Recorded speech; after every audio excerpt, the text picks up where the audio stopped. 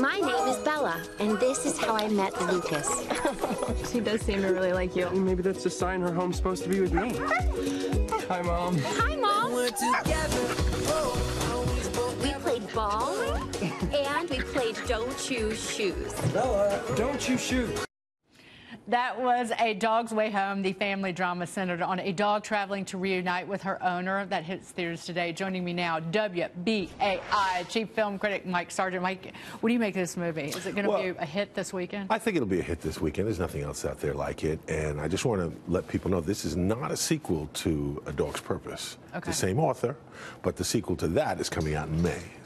And that's called A Dog's Journey. As long as you put a dog in the title and in the trailers, that's all that matters. Do these films do well, though? Because people, I think animal films and dog movies. Absolutely. Well, you know, not only do they do well, and this one really is almost like a Disney movie in a way where, you know, there's an adventure, you know, he meets a cougar and all kinds of things like that. But it reminds you of that animals do have love and loyalty and all the things we equate with being human. So, to quote Bill Murray from Caddyshack, dogs and cats living together. No, I don't know. That was Ghostbusters. Ghostbusters, right. So opening this weekend is The Upside, starring Kevin Hart and Bryan Cranston. What's this movie all about? It looks really interesting because Bryan Cranston is quadriplegic in the film, and then Kevin Hart enters his life. Well, actually, this is the story behind this movie is almost as fantastic or as fun or interesting as the movie. This is actually based on a real life,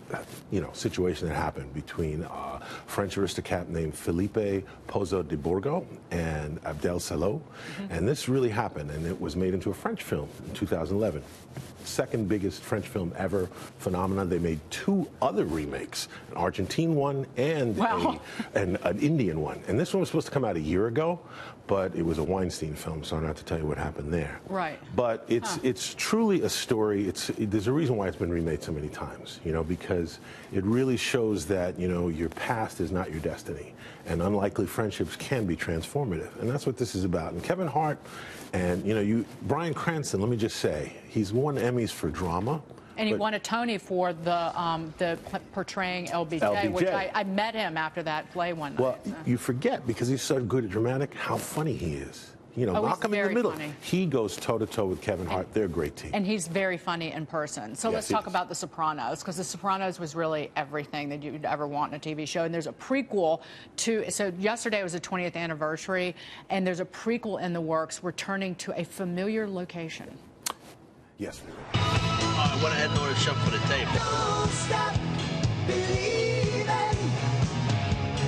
Hold on to that feeling. Street light,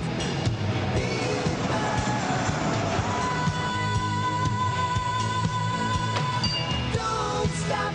So the New York Post, page 6, is reporting that the crew has filmed scenes at the restaurant from the show's finale. That was the final scene of the film. So what do you think of this prequel? What do you know about it so far? What I know about it, it's called The Many Saints of New York, and David Chase says it takes place in the 60s in Newark when there were race riots and organized crime in that intersection. He grew up in suburban New Jersey, so it was interesting to him. And for a long time they were going to do a sequel, but once Gandolfini passed, prequel was the only thing. So this is going to focus on young Tony, but more on his dad.